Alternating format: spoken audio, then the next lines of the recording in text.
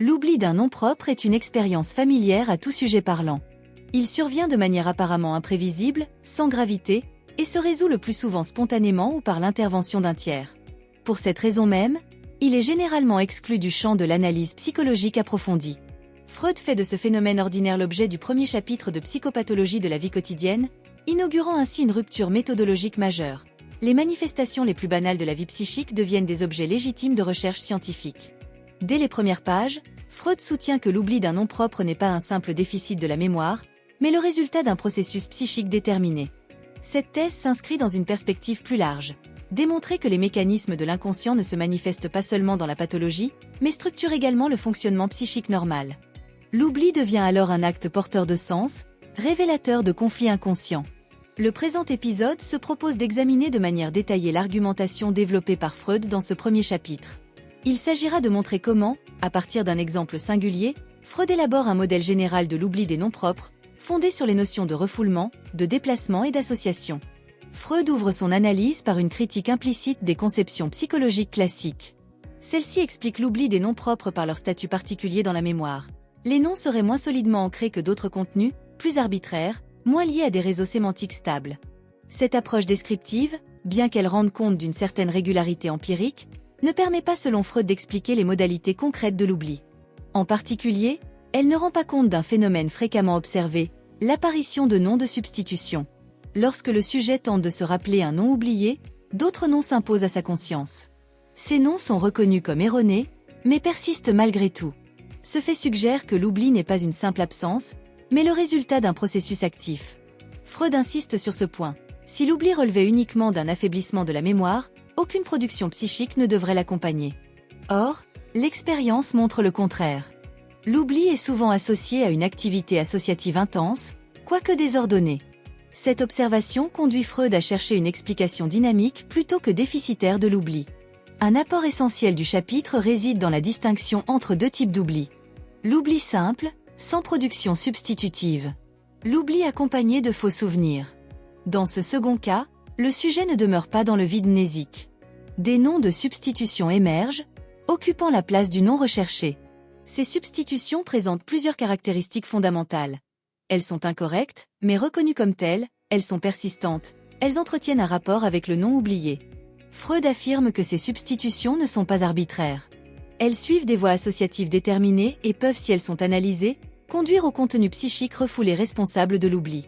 Ainsi, l'oubli devient un phénomène intelligible, soumis à des lois psychiques. Cette conception introduit une idée centrale. L'oubli n'est pas une défaillance passive, mais un compromis actif entre des forces psychiques opposées. L'exemple central du chapitre est celui de l'oubli du nom du peintre Signorelli.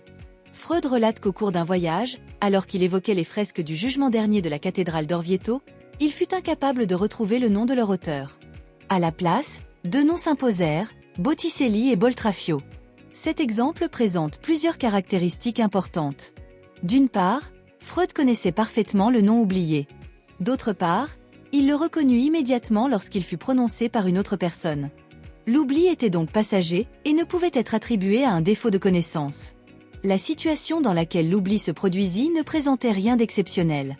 Freud n'était ni fatigué, ni distrait de manière excessive.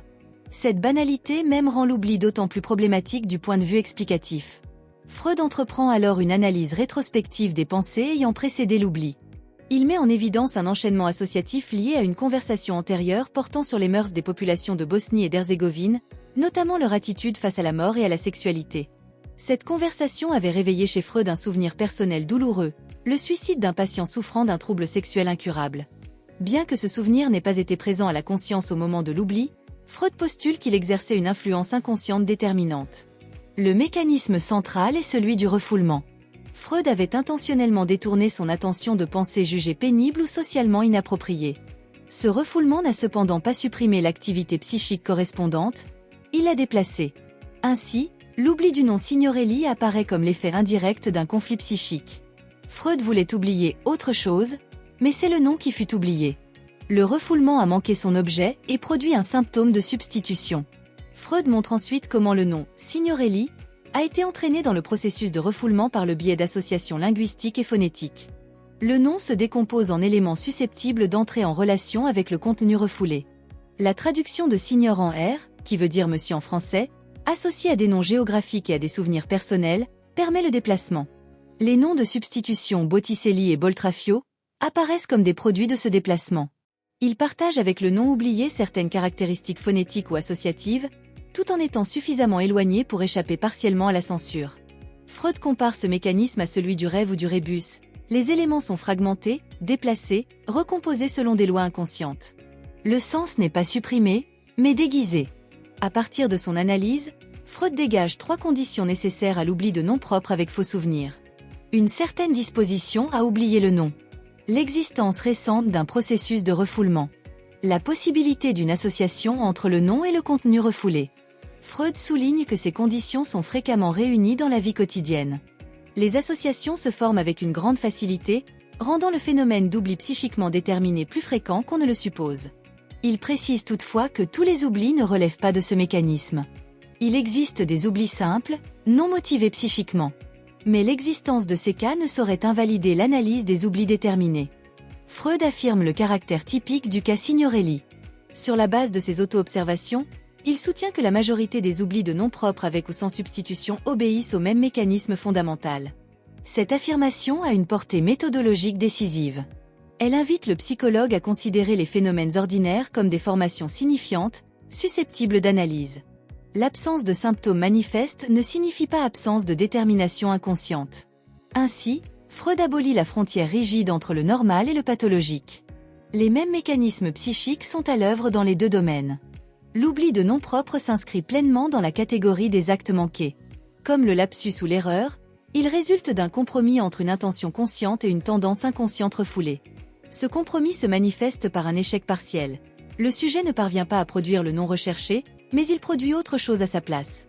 L'acte manqué est ainsi à la fois un échec et une réussite de l'inconscient. Freud montre que l'oubli n'est pas une simple carence fonctionnelle, mais une formation psychique dotée de sens. Le premier chapitre de Psychopathologie de la vie quotidienne constitue une démonstration exemplaire de la méthode psychanalytique.